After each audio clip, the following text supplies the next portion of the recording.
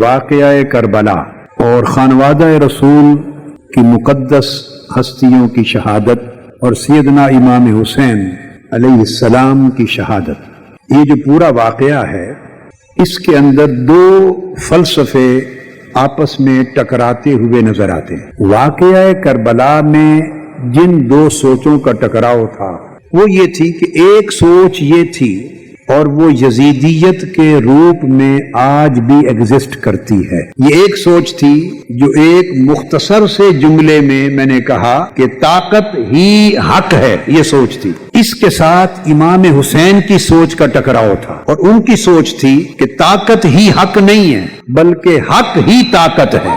آپ نے دیکھا جملہ ایک ہی ہے، صرف لفظ تھوڑے آگے پیچھے ہو گئے۔ یزید جس سوچ کا نام تھا وہ تھی کہ طاقت ہی حق ہے، اور حسین جس سوچ کا نام ہے وہ ہے کہ حق ہی طاقت ہے۔ یعنی طاقت کی پرستش نہ کی جائے، طاقت کا ساتھ نہ دیا جائے، حق کا ساتھ دیا جائے۔ حق کا ساتھ دیتے ہوئے اگر طاقت آپ کو کچل بھی دے تو آپ پھر بھی زندہ جاوید ہیں۔ فلسفہ کربلا کا یہ ہے کہ حسین شہید ہو کر بھی زندہ ہو گئے اور یزید تخت بچا کر بھی مردہ ہو گیا۔ یعنی جیت اور ہار کا مفہوم بدل دیا حسین نے۔ یزید نام تھا بربریت کا اور حسین استعارہ تھے انسانیت کے۔ یزید خیانت تھا، حسین امانت تھے۔ یزید ظلم تھا، حسین عدل تھے۔ یزید جبر تھا، حسین صبر تھے۔ یزید سراسر جفا تھا، حسین سراسر وفا تھے۔ یزید نام تھا مطلق العنانی کا، حسین نام تھا مساوات ایمانی کا۔ یہ دو کردار تھے، یزید باطل کردار کا نام، حسین حق کے کردار کا نام۔ اس لیے جبر کی طاقت، ظلم کی طاقت، خیانت کی طاقت، کرپشن کی طاقت، بربریت کی طاقت، دہشت گردی کی طاقت، خوریزی کی طاقت، یہ یزیدیت بنی، یہ یزیدیت بنی۔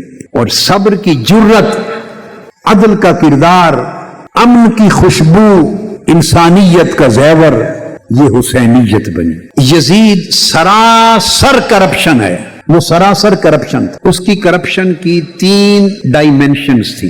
یزید بانی بنا، بانی سیاسی کرپشن کا، یزید بانی بنا مالی کرپشن کا، اور یزید بانی بنا اخلاقی کرپشن کا۔ سیاسی کرپشن اس کی یہ تھی کہ اس نے نظام خلافت کی قدروں کو پامال کر دیا اور اس کو بدل دیا بدترین ملوکیت سے، اس کو بدل دیا انتہائی سفاک اور کرپٹ آمریت سے، اس کو بدل دیا ریاستی دہشت گردی سے، جہاں سیدنا فاروق اعظم رضی اللہ تعالی عنہ کو دجلہ کے کنارے بھوک سے مرنے والے بکری کے بچے کا بھی فکر تھا، وہاں خانوادہ رسول کے مقدس نفوس کو چل دیے گئے۔ کتنا فرق تھا اس سوچ کا جو آقا علیہ السلام نے عطا کی تھی۔ امام حسین علیہ السلام اس سوچ کے امین تھے، اس سوچ کے وارث تھے۔ یزید نے خلافت راشدہ کی اور نظام رسالت کی تمام قدروں کو پامال کر کے بدترین کرپٹ اور سفاک آمریت کے نظام کو رائج کیا۔